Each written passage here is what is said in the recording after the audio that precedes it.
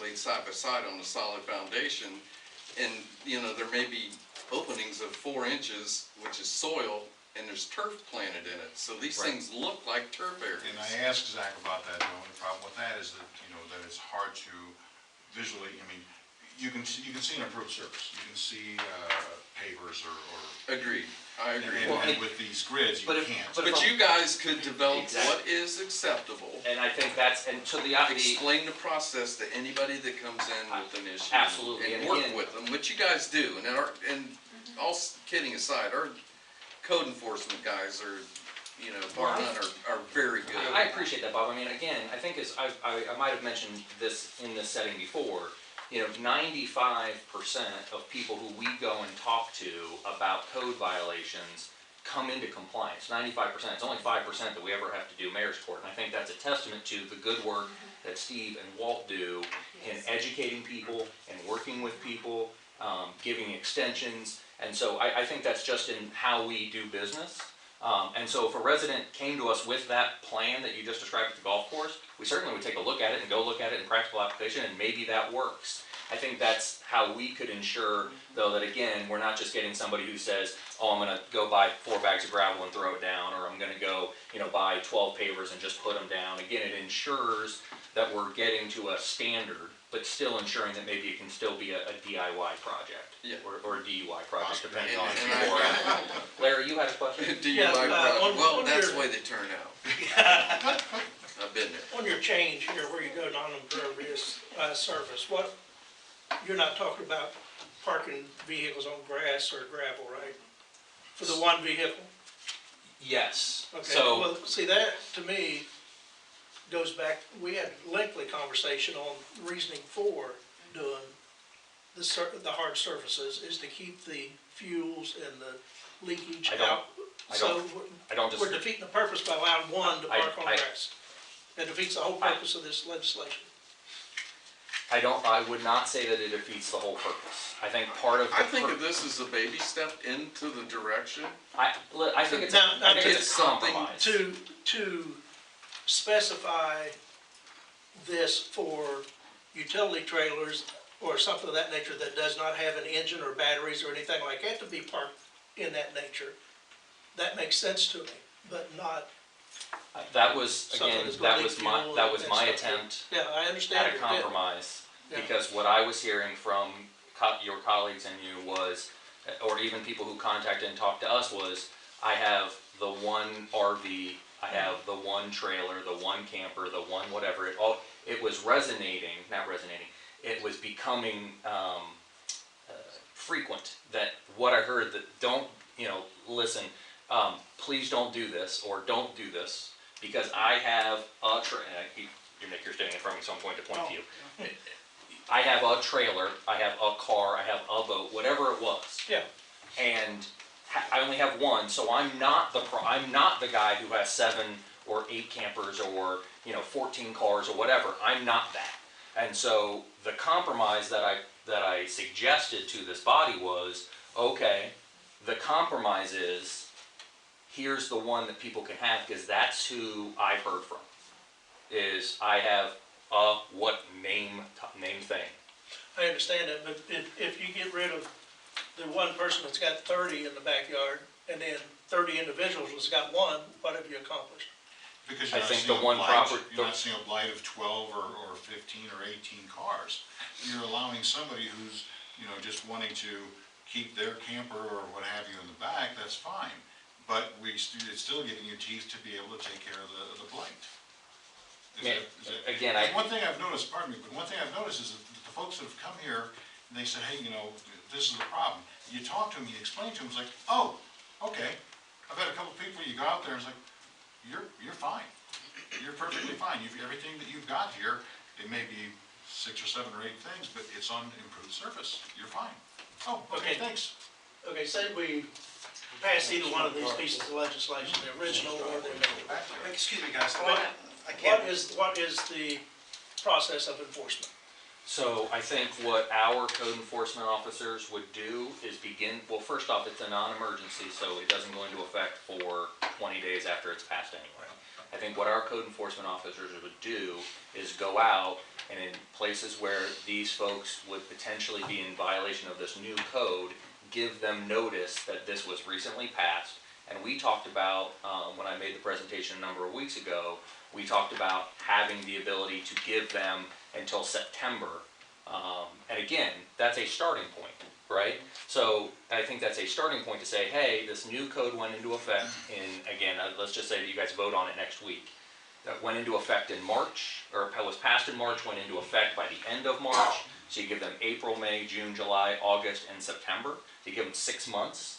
And then that's where our folks are able to work with people to say, okay, you know, they clearly monitor that during the time, and then be able to work with people if they need extensions, or, you know, if there are folks who, you know, they need to find other alternatives. But we certainly are going to give at least 6 months for people to, or work through the process of a BZBA, or come to us with their improved surface idea and how they're going to accomplish that. I mean, I think that is the goal. I think September, as we talked with staff, was a good deadline, because that way, if folks needed some more time, there still are warm months. If you were going to get a contractor, there's still time to get a contractor. We felt like if we made it, you know, January 1, anybody we go and talk to in January 1 is going to tell us it's too cold to do anything. I'm going to need till April.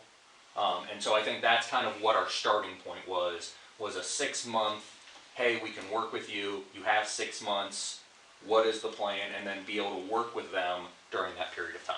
Okay, if I have 6 RVs, 3 boats, You got I 6 tell you, months. just stick it, I'm not moving it. How do you enforce that? The same way that we would enforce any other code, which is send you a notice of violation, Right. and if that's still not remedied after that, then we bring you to mayor's court. But if they're insured and tagged, Uh-huh. how do you remove them from that property if they're in violation? Well, we don't physically remove them. We Right. just bring them to court, and then we let the court system handle it from there. Again, Right. no different than a resident today who parks in the front yard. Steve, correct me if I'm wrong, we don't go out with a tow truck, right? Right. All right. So, I mean, it's the same. That's what I'm getting We let the court system at that point Okay. handle it. And again, I'll go back to, you know, as we just look at the raw data, 95% of people, once they're aware of what the code is, remedy the situation on their own. So I would be, Right. yes, ma'am. Can we go back, like way back? Way back. So, When are we- like way back, Like, when is the So- way back? like the beginning of this. Okay. How this was introduced. I'm just confused as to why it was introduced. So what I'm gathering is residents called in and made a complaint, and pictures were taken, and code enforcement wasn't able to do anything. Well, this has been an issue that's been a problem for, I mentioned when I first did the first presentation, we talked to council. In fact, council actually, you know, Jim Graham was president, brought this topic up. Yes, it was a couple of years ago. Correct. So since then, we've had more people I come forth. think that, well, first off, yes. And secondly, our code enforcement officers would tell you, based on their firsthand experience, since you all discussed it last time, the problem has gotten worse. Steve, am I right? And code enforcement, when they get these complaints, they cannot do anything. Today, so again, the gentleman who has 7 RVs, all licensed, all tagged, tires inflated, there is not existing code to stop that.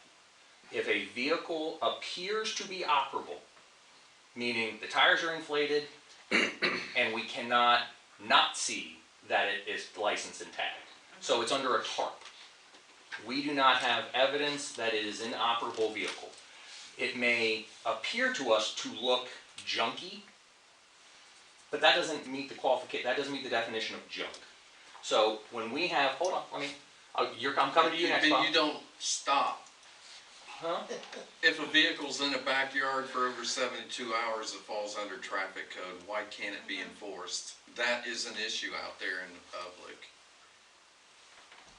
It is. Because that's, sure, have the division of police do that. that's what they do, is enforce the law. Okay, well, And they also save Go ahead. babies. We have an officer that We saves a do, baby. right. go ahead, He's Steve. not EMS. Go ahead, Steve. I believe the 72 hours, that's if the homeowner complained to the police department, there's a vehicle on my property, or the That business doesn't owner. apply to the person who owns the car if it's on They're their not own complaining on property. themselves, they're not asking the police to mark this car for 72 hours and tow it away. So, the police So a don't have third to- party can't say, hey, look, there's been a car parked over there for 3 No, weeks. I mean, we're talking about in their own backyard. If a homeowner has a car parked in their own backyard for 72 hours, how come the police can't come and take it? Because it's their own car. How The about code- if it's a rental property? That Well, was another well, thing as that long was as said to me. It says you have to have permission from the owner to park it there. So on a rental property, if the renter has permission to park it back there from the Yeah, owner, again, I'll just go back to The complaint would have to come from the Our- property owner. our code enforcement department, in conjunction with the city attorney's office, does not believe there is current code on the books to deal with the problem that as we've presented it.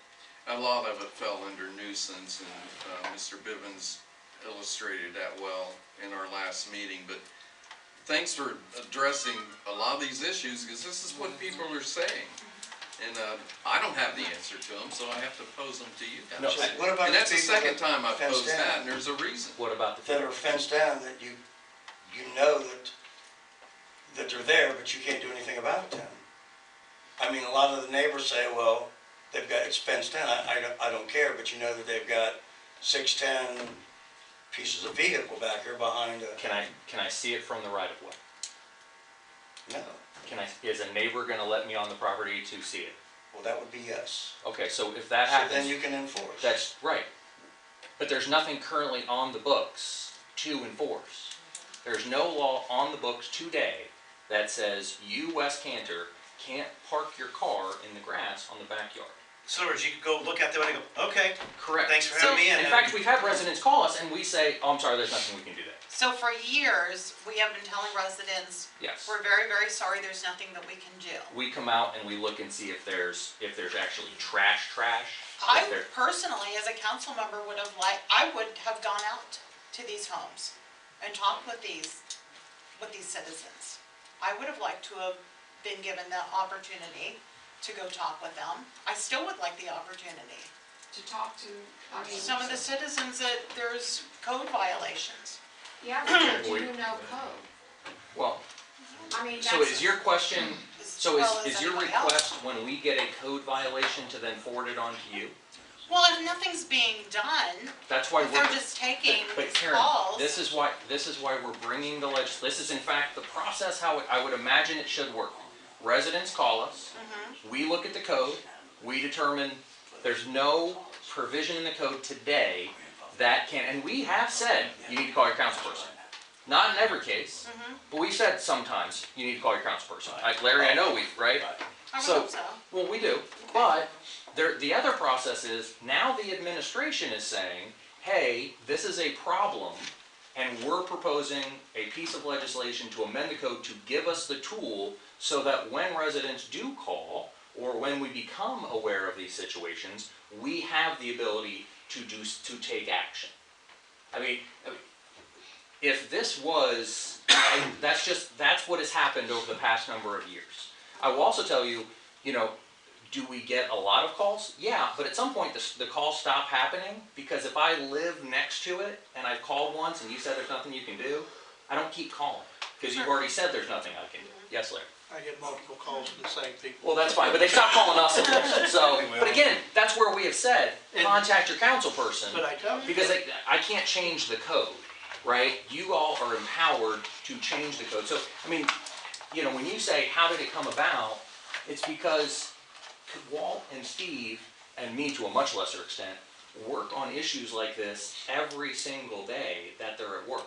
And so they can tell you from their firsthand experience that this problem is getting worse, and we don't have the tools in current code to address it. it's really Yeah, frustrating for code listen, to go back to the same place. I would love if people left to their own devices, this wouldn't be an issue, but that's Right. not the case. I mean, that's why, again, as I've heard the concerns from council, I've tried to think about, well, how can I help that concern? So again, when I've talked to a number of you, it's, well, I've talked to residents and they have the one thing, so we proposed the one thing.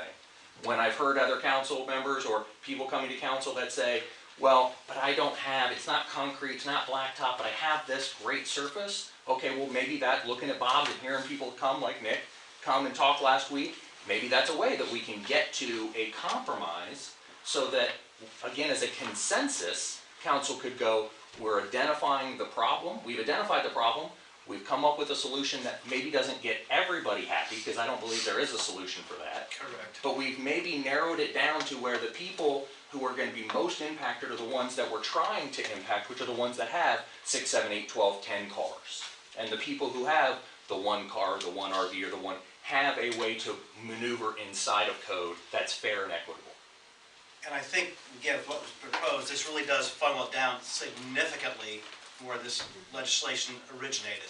And I'm happy to put together an updated draft, an amended draft, and have that out to you all by the end of the day tomorrow. That way you all will have plenty of time to look it over. If you have additional questions, you can certainly reach back out to me, but you will have it by the end of the day tomorrow that deals with the issue of the improved surface as approved by, keeps the, the one vehicle limit in there. Tie it all together. And tie it all together in one piece of legislation, and you'll have it by the end of the day tomorrow. That sounds great, Zach, thank you. Well, Any further discussion?